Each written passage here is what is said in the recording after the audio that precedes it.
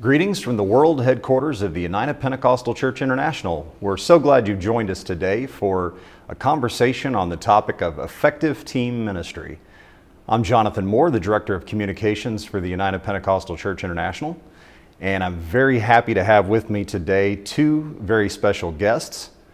Our first guest is Dr. David K. Bernard. Of course, Dr. Bernard is the General Superintendent of the United Pentecostal Church International. He also is the founding pastor of New Life Church in Austin, Texas. He and his wife Connie founded that church in 1992. He also is the author of more than 30 books, including two that have importance for our conversation today. That is Spiritual Leadership in the 21st Century and the book Growing a Church. Both of those books cover the topic of effective team ministry. We're also glad today to have Brother Terry Schock with us. He and his wife Melanie are the founders of KQ Ministries. They travel extensively, teaching, preaching, and conducting seminars and leadership training sessions. In addition, the Schocks serve as the global directors for Leadership Development International, which is part of the UPCI's global missions, and they focus on training leaders and missionaries all over the globe. Brother Schock, welcome. We're glad to have you here today. Well, it's very good to be here, and thank you much. Why don't you start just by telling us a little bit about what KQ Ministries does?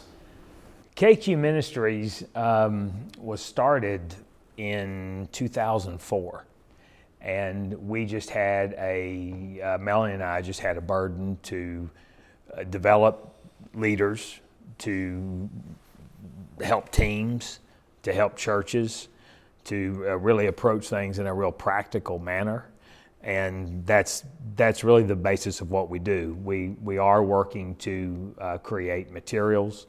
She's already released a few, and we just try to equip. And if people in our audience want to learn more about what you do, what's the best place they can go? KQministries.net. KQministries.net would be where everything that we do and what we're working on. As a matter of fact, that website is even being upgraded right now, but that's where they would find it. Perfect. Well, we invite people to go to kqministries.net, learn more about what you all do.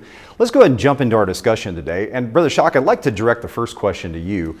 You're obviously doing a lot of traveling and training on this topic of team ministry. Why is team ministry important? Team ministry, I believe that it's important for many reasons, but we could start with Ecclesiastes 4:9. We can start biblical, where it says that two are better than one. It says that they will have a good reward for their labor.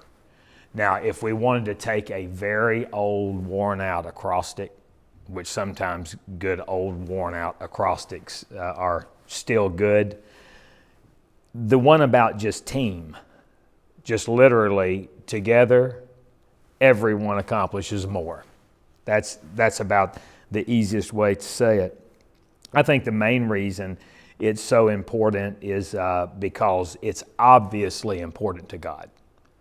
Team ministry, we see it all through the Bible. In the garden, he put the first team as far as the humans, the team of Adam and Eve. He made it very, very clear that it's not good for man to be alone. And as we look through the Bible, teams are literally mentioned all through the Bible. If you want to look at even in the area of salvation, Team Ark, Team Noah's family. You go to the tabernacle, you go to the disciples, you go when he sent them out 2 by 2. We just literally see team all through the Word of God. Dr. Bernard, I know this topic's been very important to you. In fact, you were very excited about this particular conversation. Why is team ministry, you feel like, a very important topic to cover? Well, just to say maybe in different words what Brother Schock has already said, but first of all, it's biblical. It's the right thing to do. Even in the New Testament, when you look at the churches, when it talks about the leadership, it always uses the term elders in the plural. Now, I think there needs to be a senior leader, but the point is, the Bible mentions a team of leaders for the local church. So first of all, it's biblical. Second of all, you can get more done. So let's just talk about a church. Research shows that under traditional North American model, one pastor and spouse can handle about 100 people maximum in attendance if they're going to do the primary pastoral counseling and visitation, et cetera, et cetera, et cetera. And that's why the median-sized church in North America of all denominations is right around 75. About half the churches are above, half below, because you just can't grow bigger when one person is responsible for almost all the pastoral work. So if you're going to grow beyond that model, you must use a team. So it's more effective for all kinds of work. And then finally, I would say it's better for the people themselves. There's a little principle: you either use them or lose them. If you want to keep people connected, especially people who have a desire to do something for God and have ability, and they may have secular training or experience, if you want to keep them active members of the church, you have to involve them. So the team is not only good for the church to get more done, it's good for the individuals to connect them to the body so that together we can accomplish God's purpose. And so it's a key component of assimilation, retention, and discipleship. One of the, I think, probably a lot of people out there in our audience right now who are listening to this conversation, maybe they're thinking, hey, this sounds great, but there's an old saying that my dad used to sometimes say to me, and that is, if you want it done right, do it yourself. And there's probably a lot of pastors and leaders that are out there, and maybe they have very limited staff right at the moment. They don't have a lot of people that they can lean on, and they're maybe thinking, you know, I am the most qualified person to do a particular task. How would you respond to that objection? That comment is probably, how could I say this nicely? That comment is a wrecking ball to build teams. It's just absolutely horrible. Now, that can come, people feeling that way, that can come from different ways. I don't assume that it's arrogance. It could be ignorance. It could just be a lack of vision. But what we have to do, and when I've heard people say that before, and I've said, okay, if you're going to say that, don't stop there. Don't stop with, if you want something done right, do it yourself. Flow that on out, and I will continue to do the very same thing for the rest of my life. It limits. It's very limiting. When we're talking about someone being the best at it in the room, then great, because if they're the best at it in the room, then they can be the best teacher. They can be the best equipper if they will open up with what they know how to do so well. And so really we see where hoarders limit, but equippers release. And we can literally grow ministries stronger, bigger, beyond us if we do not take that particular attitude. You know, that statement can be true in a limited sense, but in the bigger picture, if you are a leader, you're not merely called to do something, you're called to equip others to do something. Right. If you're a part of the fivefold ministry of Ephesians 4, just read Ephesians 4:11 through 12. You're not supposed to do all the work. You're supposed to equip people, or in other words, a team, to do all the work. So in a narrow sense, that might be true. If it's your area of expertise, you know how to make something, you might be the world's best craftsman in that something. Okay, fine. But if you want to share that with the whole world, you have to go beyond yourself. And so in the big picture, that's an indictment. So let's say you're a leader and you can do something better than anyone else. Okay, great. But if that's true of the various jobs you're supposed to do, in the long run, that's an indictment, because that means you have not taken the time to invest in other people, to develop them, to coach them, and bring them to fruition. So, for example, when my wife and I started the church, that was literally true. She was the best Sunday school teacher for the children. I was the best Sunday school teacher for the adults. She was the best musician. I was the best MC. I was the best adult teacher. I was the best preacher. When we did a nursing home, I was the best one to do the nursing home. When we did a Bible study, I was the best one. When we had a youth service, I was the best one. When we had to drive kids to a youth rally, I was the best driver. But if that's going to be the rest of my ministry, I would still have a church of 30 people. So I wanted to train somebody so eventually, and actually, believe it or not, Early on, I would lead the ensemble in my early ministry. But I got to the point where I wanted somebody who knew music more than I, who could do a better job. I wanted a youth pastor who could do a better job than I, that would focus on the youth, that would have a burden and pray for them and come up with ideas where I'm busy with the whole picture. I'm not going to come up with the best ideas for the youth. We started 16 Daughter Works. So even if I was the best preacher, I couldn't preach in 16 Daughter Works on Sunday. I couldn't teach all the Bible studies that week. So even if someone could only do it 70% or 80% as well as I could, that's probably good enough. Because otherwise, my effort would be 0% because I couldn't do it. So there are many reasons why that statement is flawed. But fundamentally, if you are a leader, your job is to build people more than just a ministry. And your job is to develop people who are qualified, and some of them will do better than you. And so thank God that my music director did a better job than I did. Thank God my youth director did a better job than I did. If not, our church would be severely impoverished.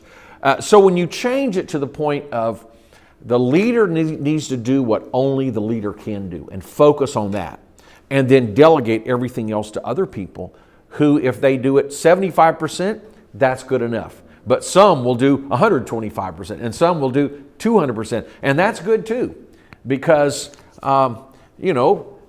when they compliment the leaders, they're complimenting me because I'm the one who selected them, trained them, put them into place. And so instead of me feeling like, well, why are they getting all the compliments? I can say, hey, that's an effective team. So I do believe we have to get far beyond that. Yes, it's great to have a sense of responsibility, but we have to focus on what our key role is and delegate and train others to become experts in their own role. And together we have a team of qualified people who definitely do much more than one superhero could ever do.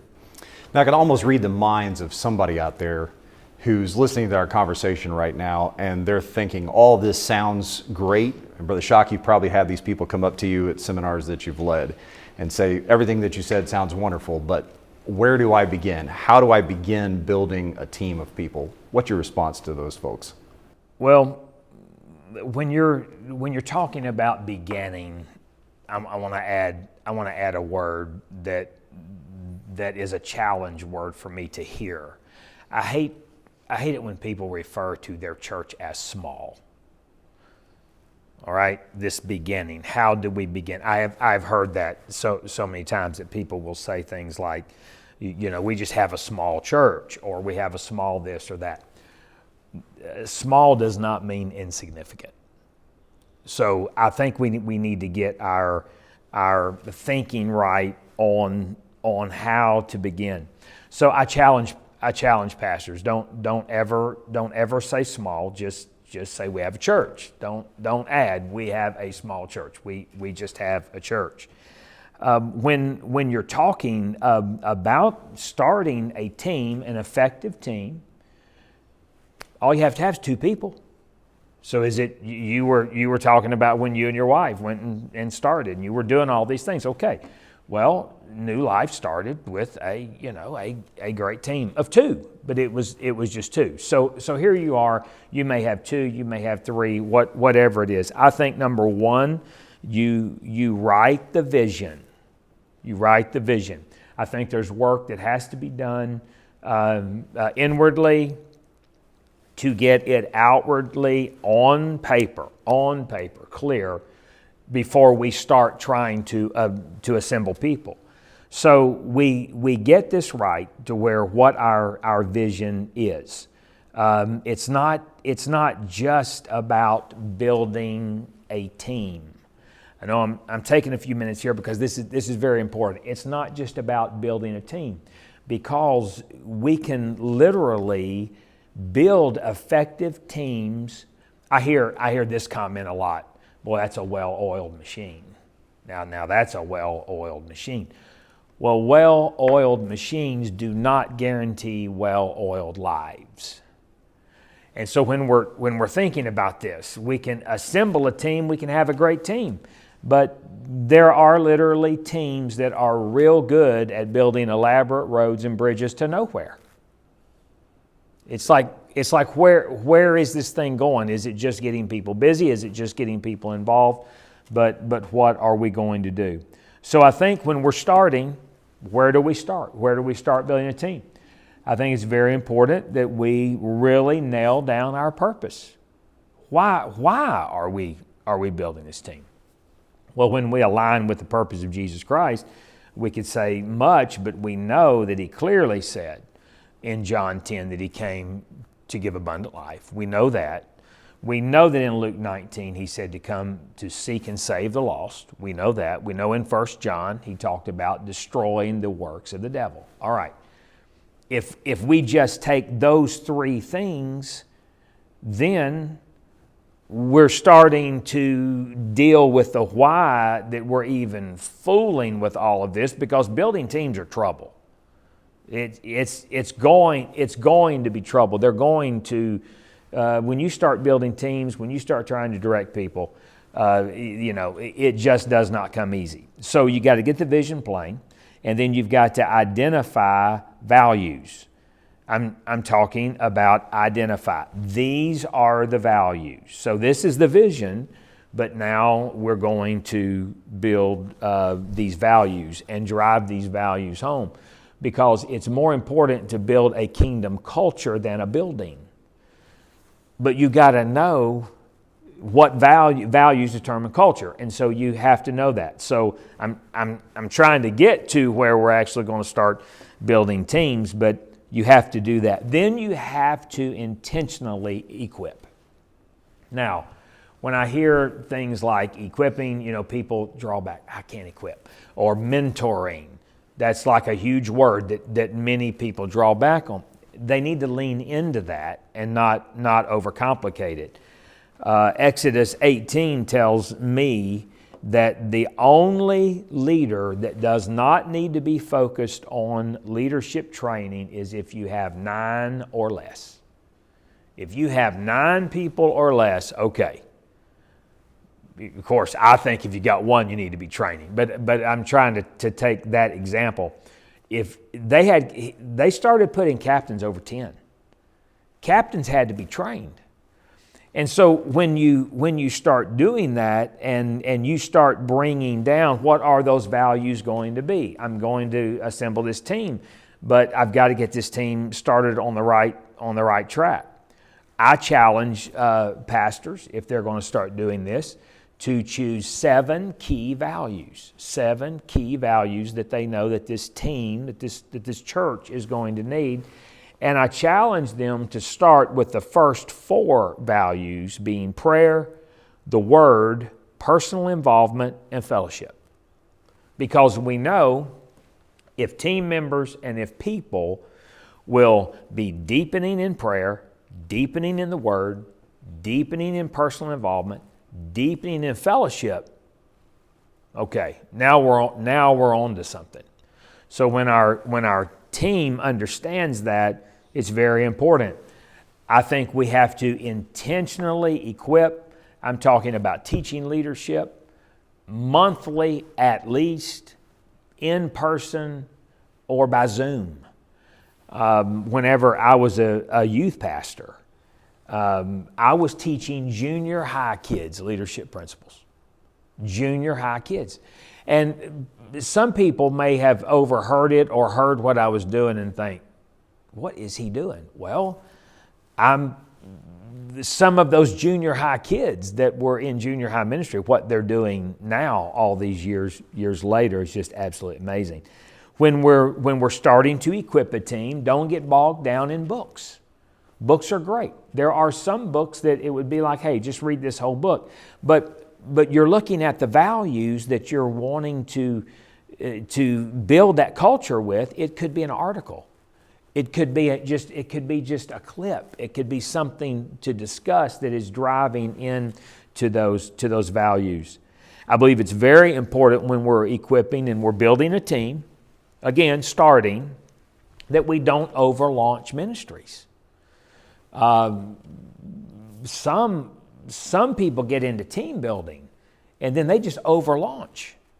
Well, we have to have children. We have to have nursery. We have to have children. We have to have youth. Well, we have to have music. We We have to have this. We have to have singles. We have to have elders, premarital, marriage. And it literally goes on and on and on. And so I think if I was starting a team, if I was starting a church, or I had a fewer people and I was starting, I believe what I would focus on is I would focus on training the leaders of a dwelling.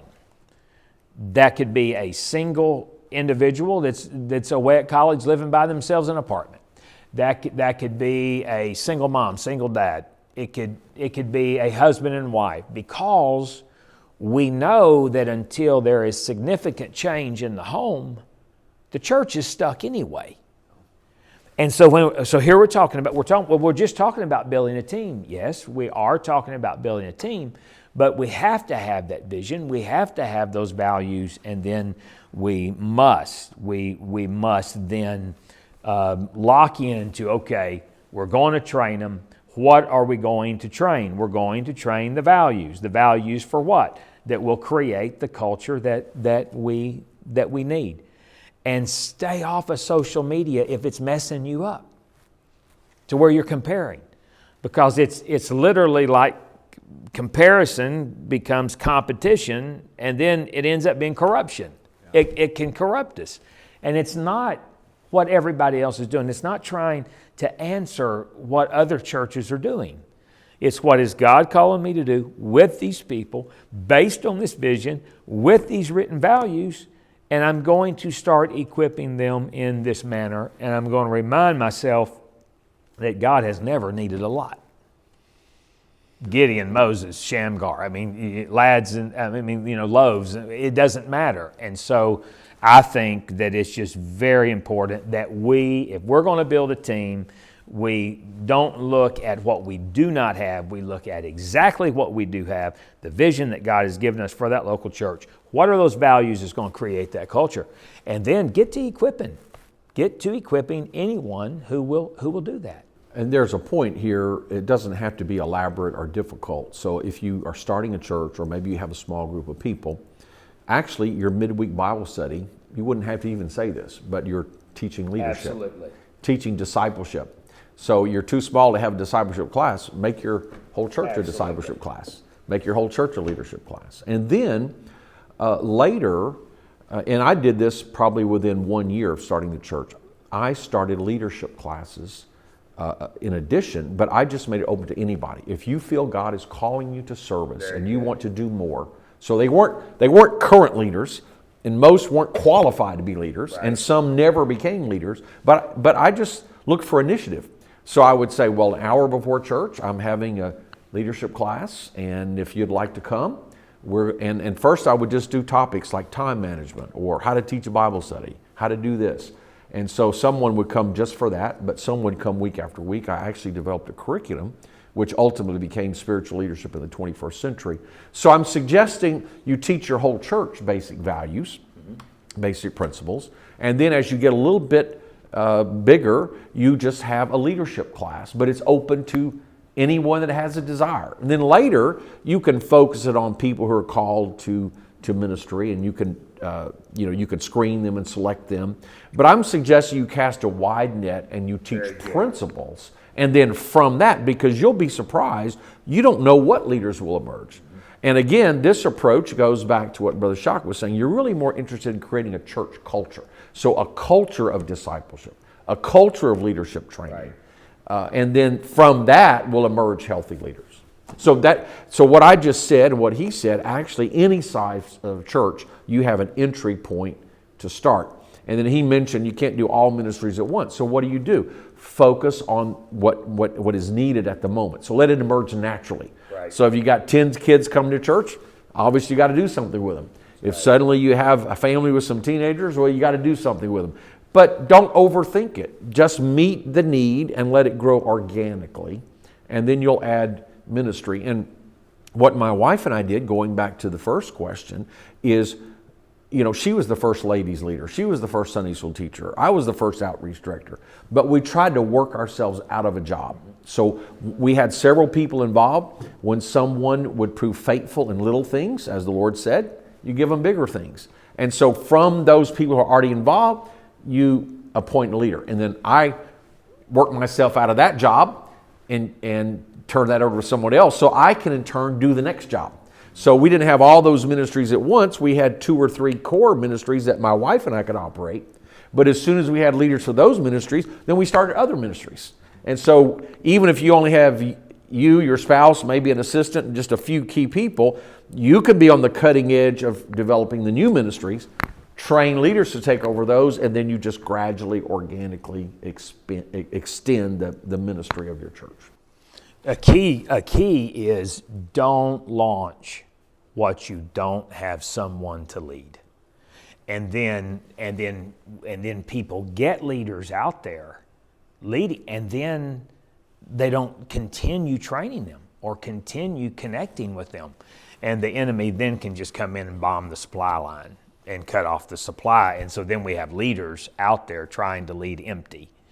And so it's launch where people can lead. You've got leadership, and then feed those leaders to keep it going.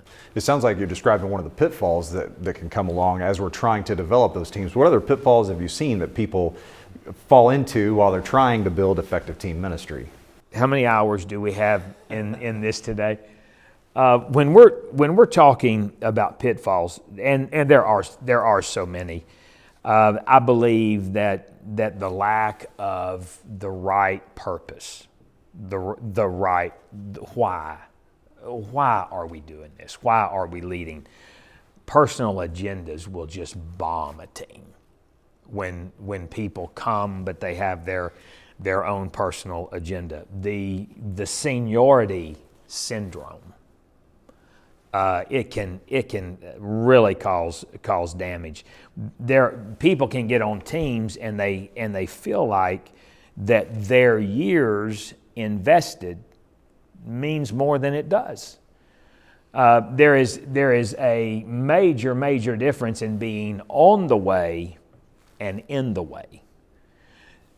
I know that can be tough, but at the same time, I'm not talking about a certain age. I don't buy the age thing that, at 65 years old, everybody's got to quit. Well, that's the Social Security system. I understand. But nowhere in the Bible does it say, "Thus saith God, at 65 you're done."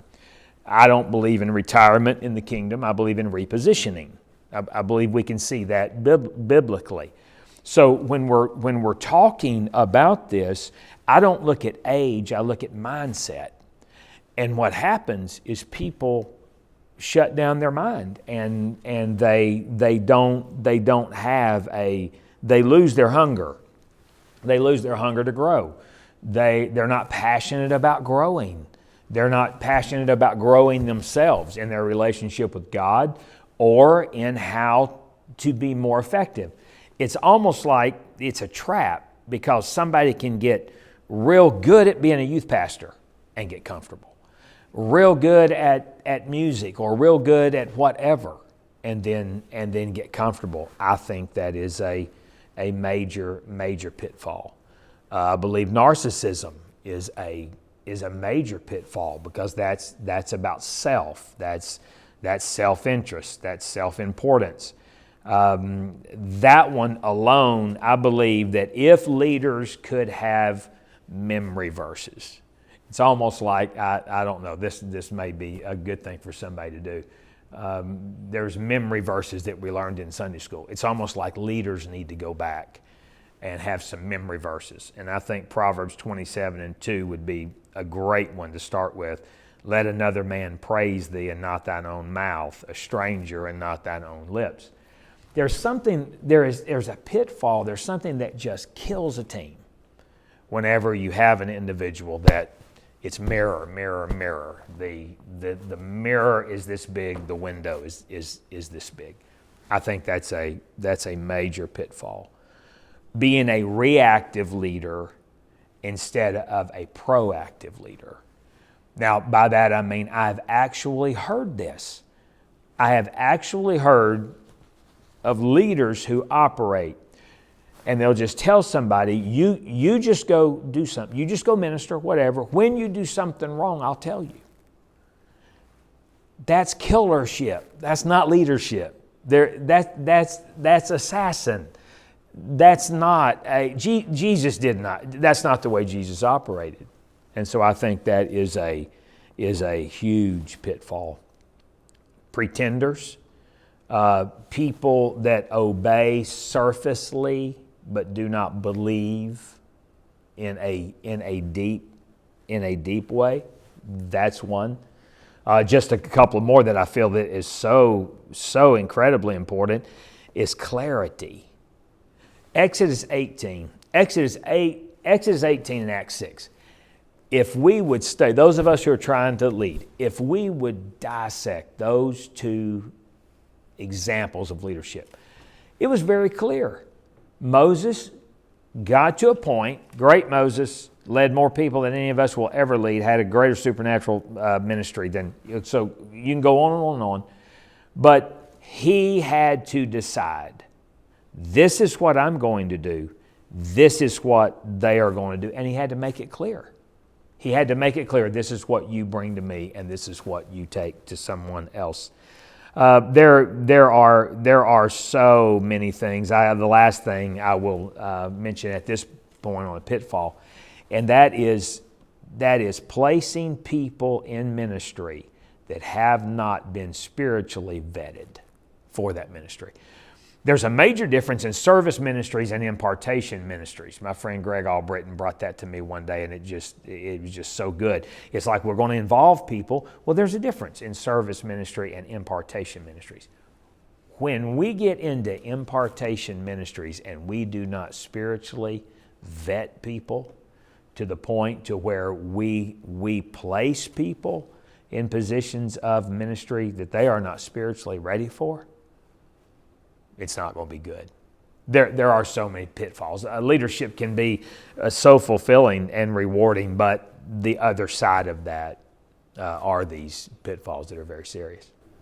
My list will probably be very similar. I would just say very briefly, the common pitfalls would be lack of a common vision or lack of commitment to the common vision, unwillingness to change, holding position more tightly than ministry, having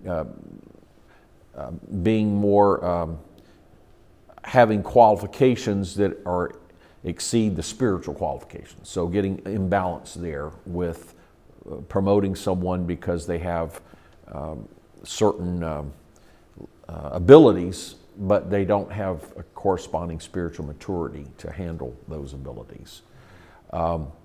A lack of clear communication, lack of a clear job description where people aren't sure what they're supposed to do, and lack of communication, because a good team, even the best team, there's constant communication, adjustment, modification, and the team leader often has to deal with conflict resolution. And it's not because people are bad, but it's some of these things I mentioned. Maybe there isn't clear job description, or there isn't clear communication, clear coordination.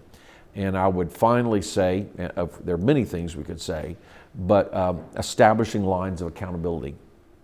So you can delegate, that's great, but there must always be lines of accountability. One of the challenges that I know many churches face is that finances are very limited, and so paying somebody to come in and do a particular job is often out of the question. How do you recruit in that environment? You're trying to recruit maybe it's even somebody from outside of your church, but you have very little to offer them. How do you go about that process? There are things that are so much more important than money. And this is what we have to understand about people. Kingdom vision and kingdom fulfillment changes people's lives. It absolutely changes people's lives. People want to be a part of a cause that is bigger than them. And they want their lives to count. I am now a part of a local church of several hundred people, and the youth pastor, the worship pastor, the children's pastor, and every department leader is volunteer. Jeff, it's New Life Fellowship in Terre Haute, Indiana. Jeff and Tammy Harpole came there 22 years ago with about 50 people. And they established that church on a volunteer mindset. And so what we have seen, what I have seen is that it's just not about money. When you know that your investment can change a life, not just, yes, obviously put them on the road to heaven instead of hell, but not just eternally, which that's the most important. But when you realize, Brother Jerry Dean refers to it as redemptive lift, that when we're redeemed, we're lifted. When your investment in something, you're seeing that your personal investment is helping to lift a life, money it's just not the most important thing. I think we overshoot that. So what you've just said is what I would say the number one thing is casting a vision. People will rally to a vision. And of course, how do you cast a vision? Communicate. Right. And that's not only true with recruiting them, but retaining them. Right. There are, even in the secular world, studies have shown that people are motivated sometimes by appreciation more than money. So constantly affirming, appreciating, communicating, sharing the wins, giving the credit. Even if you can't tell the whole story, you can come back to a leader and say, thank you for referring that person to me. I was able to really help them. So giving them feedback that their involvement made the difference, and showing the whole church, this department or this ministry or this event, here are the results. Here's how it's blessed the church. So that casting of the vision and communicating, constantly reaffirming the value of what they're doing. And I just would add one final comment. If you're going to recruit from outside your local church, obviously you must use ministerial ethics in whatever you do. And if I may, Sure. if I may on that hot button, and that would be senior pastor to senior pastor. That's not senior pastor to one of their staff members, to one of their friends, to get the word, to where then you could come back around, and that's senior pastor to senior pastor. That is so incredibly important. And like senior pastor to senior pastor first before the individual knows about it. While we're talking on the subject of volunteers, one of the real tricky things about volunteers is that sometimes it can be difficult to fire them, frankly. You get somebody who, especially when you're in a small church, forgive me for using that phrase, but you're in a church with fewer people, and there's a limited number of folks you can use. Maybe somebody gets in a ministry, they've been in that ministry a while, and you as the leader, you recognize that person really just doesn't have a gift for that particular ministry. How do you deal with that situation? Very carefully, as we all know. Bishop Bernard said something just a while ago that is so key: a ministry description. So you have to ask yourself first, did they clearly understand? Did I communicate that clear? So I'm not liking their quote unquote performance, if we can use that word.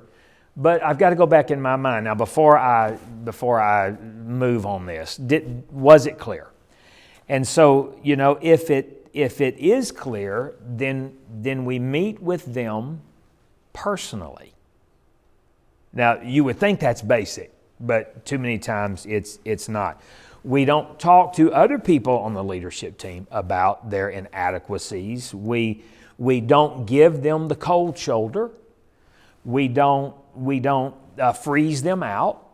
We don't lessen their involvement without them knowing why. We talk to them. And at that point, we make changes or we seek to reassign. Now, here's the key thing about this. Life has a way of changing people's lives to where they used to be able to really be good at that. But now something has happened at home. There's been a job change. There's an issue with a child, a marriage, an elderly parent. And now they can no longer do that. So it's very, very important to find out, okay, was it clear? Did they understand it? I'm talking to them directly. Is there something going on in their life that is, and then try to fix, adjust presently, or reassign. But this topic that we're talking about right now, we can destroy people and lose families in churches by not navigating this one carefully. Let me talk proactively. So if you're starting a church or if you've taken over a church, I don't recommend, unless there's a crisis, making wholesale changes. But you can start teaching about churches grow. Growth requires change. Change means we all will adjust our roles. Right. And so I ask for people to make a 1-year commitment, and I would let them know we'll reevaluate, because you might during that year see that you want it. It's not what you wanted, and I might see it. It's not anything bad, but we will adjust. And especially if you are in a growth mode, it's much easier to say, ministries will change, they will grow. That means especially if you're on a volunteer basis, maybe we'll have to divide that job in two and give it to 2 people, or maybe we'll have to reassign someone to another role. And so when the church sees that as normal, then when change becomes necessary, people don't feel threatened. They don't feel like they've been ashamed or embarrassed or they did something bad, because you're just announcing, well, John Doe is going to take part of this ministry and somebody else is going to take part of this ministry, or John Doe is going to be helping us in this area and I'm bringing someone else in that area. When that's just normal, when change is considered typical and normal, even if you're disciplining somebody, nobody has to know there's a discipline. So the first thing is to teach and explain and develop your policies and ask for commitments that are limited. So nobody owns a position. Nobody inherits a position. Everybody knows that change is coming sooner or later. I even had a system where I rotated one person off the board every year and rotated a new person.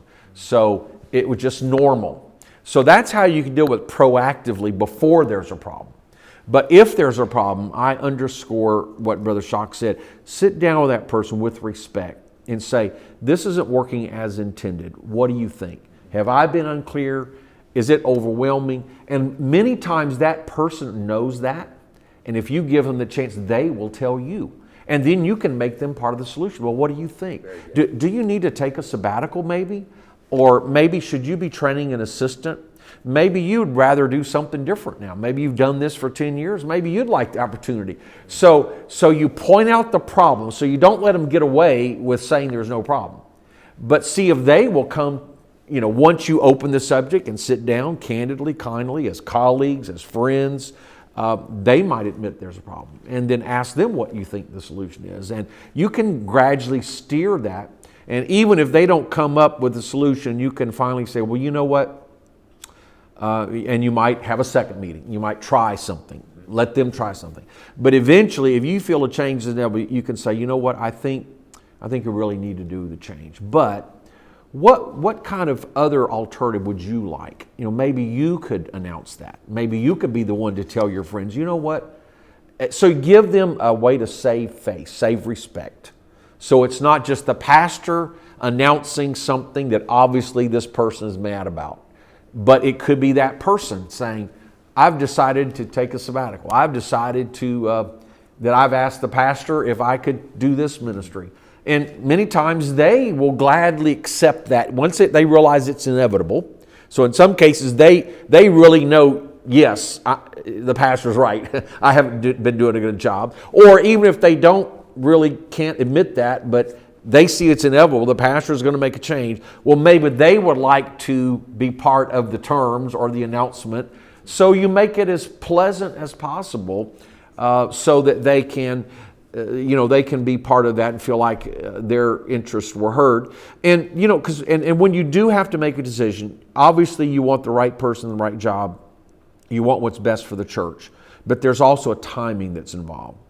And there's also credibility. Even if you're making the right decision, if their family and friends can't see that it's the right decision, it may not be the right decision. You may be pulling out some wheat with the tares. So maybe you need to wait longer than you really want to until honest-hearted onlookers can see, yeah, I see why pastor needed to do that.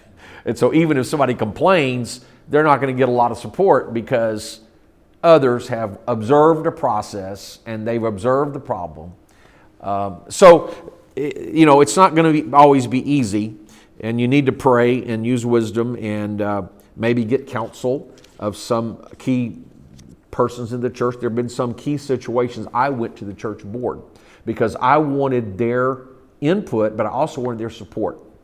And if it's a delicate situation, I would ask the board, what do you think?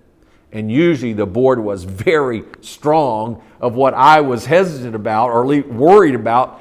You got to do it, Pastor.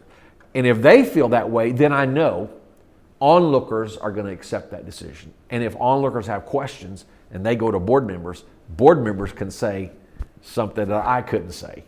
So if it's that big of a deal that you think it's going to affect the church, I think involving a leadership team or church board could actually strengthen your hand as pastor. Bishop, also it's key that, like for instance, a leader under a senior, a youth pastor, music, whatever, under a senior pastor does not need to quote unquote fire somebody without the senior pastor knowing it. Absolutely. And being involved there. You cannot just make those calls on your own. So far in this conversation, we've been looking at leadership for team ministry from a leadership point of view, but there's also the flip side of that. If I'm a member of a team, what are the attributes of an effective team member? What sort of characteristics do I need to look to embody? Well, we need to be spiritual and not just religious. I think that's very important. People that would stay in their lane. He was speaking about being accountable. We need peacemakers. People that can, keep their cool, not just long fuse people, not short fuse people, long fuse people. We need people who unify, people who encourage, people that are hungry to grow, people that are teachable. Being accountable is one thing. Obviously, having written ministry descriptions helps in a major way because like that offers a level of accountability, and it's not always on the human leader to hold somebody accountable. That's another good reason for that. But there is the accountable, and then there is the teachable. Now, a leader does not need to make it hard for people to give them constructive input. I don't even like to always just say criticism, but it's just like constructive input. If I'm on a team, I want to make it easy for people in a positive manner. I had one person on my team one time just really let me have it in a major way, and they ended it by looking at me and saying, "Well, you want the truth, don't you?" And I looked back at him and I said, "Yes, I do. But I don't want it put on the tip of a spear and run through me." Okay? Because I was leading it in a way that it did not take that. So I believe the spiritual, I believe the being accountable, the being teachable, that is so very important. And then lastly, the last thing I will say, many things we could talk about, but I think a good leader has to be loyal to the truth over a person. Boy, that can be tough. That can be tough. But it's like a leader has to zero in on, okay, what's the truth? And then help people with the consequences of the truth. But when we start putting a person over the truth, wow. Go back to the pitfalls. A good follower needs to be committed to the vision, committed to the leadership, committed to the team. So a peacemaker, you said, working as a team member for the best of the whole, even not for their own ministry. There have been times here at UPCI where we've made decisions as a team, even though it might have been slightly to the detriment of a certain ministry. The leader would speak up and say, you know what, I'm going to take a little hit here. It's going to cost me a little something. It's going to be inconvenient, but I see this is best for the whole building, so I'm in. I'm for it. Right. Now, obviously, you want someone to represent their own ministry well, but you want them to have the bigger picture.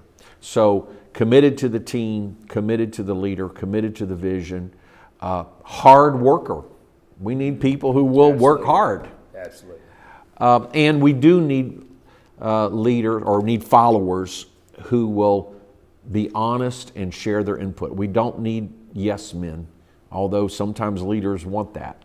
And how you say it is very important. But there can be a diplomatic way, and I've always told the people that work for me, if you think I'm getting ready to do something wrong, or I show you a letter I'm getting ready to write, and you think it's not going to be received the way I think, please ask a question or make a suggestion. Do it respectfully, Right. but Right. get my attention, because I would rather fix something here than it to go public and then have to fix it. So I want followers. In other words, I want to be accountable to followers. And in turn, I need followers who will have the ministry's best interest and my best interest at heart as a leader, not just what I want, but what's best. Brother Bernard, you really touched on this with the next question that I want to ask, but what if I'm a team member, I'm on a team, and I recognize that maybe there's some problems with the leadership? How do I, in a Christian manner, approach that? Brother Shock, would you mind weighing in on that? How we approach if there is an issue. You mean a follower? Yes. How do you approach the leader? Yes, if you're a follower, from the follower's okay. point of view, how do you approach All the right. leader? Or how do you approach the situation in general? Okay, right spirit, right spirit, right spirit, right spirit. You know, you just have to approach things with a right spirit. First of all, pray and see if that solves it, either by God doing something or God changing what you're thinking. Mm-hmm. But if that doesn't solve it, and there is a real issue, real problem that needs to come to the leader's attention, you do pray about it, then find a diplomatic, non-threatening way to raise the question or concern. I do think that's a responsibility of a follower. And hopefully, when we talk about leaders, one of the qualities of a leader needs to be accountable, even including to followers. And so you have to find a nice diplomatic way. You don't have the right to sow discord, murmur, complain. No. You go to God, you go to the leader whose responsibility it is. Of course, if there's wrongdoing, you could go to an accountability structure. But in the end, if you can't change it, it would be better for you to go elsewhere or to resign a position than to cause division or contention. Both of you have given us a lot of great things to think about here today, and as has been pointed out in this conversation, it's a challenge whether you're in leadership or whether you're a follower. Brother Shock, would you just close today by leading us in prayer for all those leaders who are out there who are trying to build an effective team, and for those team members who are trying to be effective members of the team? Would you pray for those folks that are out there right now listening to this conversation? Father, we come to you and we are so very thankful for the fact that you've allowed us to be in kingdom ministry. And I pray for leaders that you will speak to them. You see exactly what they're facing. You see what they need in order for their leadership to go to another level. And I pray that you'll speak to them. I pray you'll help them to be open and approachable.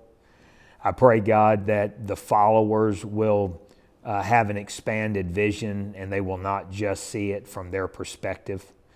I pray, God, that they will give grace to the leaders, and that together we will be able to move your kingdom further. Let the power of your Spirit direct us. Convict us where we need convicting, encourage where we need encouraged. But God, just help us, empower us to be what you would have us to be in this day. In your name, Jesus, we pray. Amen. Amen. I'd like to add just one more thing before we close today, and that is earlier in the broadcast we mentioned a couple of resources that you might want to take advantage of. That is, Brother Bernard's written 2 books on these topics, Spiritual Leadership in the 21st Century and the book Growing a Church. So you want to check both of those out. They are available at pentecostalpublishing.com. And then Brother Schock, can you go ahead and tell us one more time how people can get in contact with your ministry? It's kqministries.net. And you'll want to check that out and see what resources Brother and Sister Schock have available. Thank you both very much. We appreciate your time today. And thank you for everyone in the audience who's listened today. We believe you have been blessed by listening to this conversation. And there's a lot to think about, a lot to pray about, but we pray that your ministry will be more effective because you were part of this broadcast today. God bless you.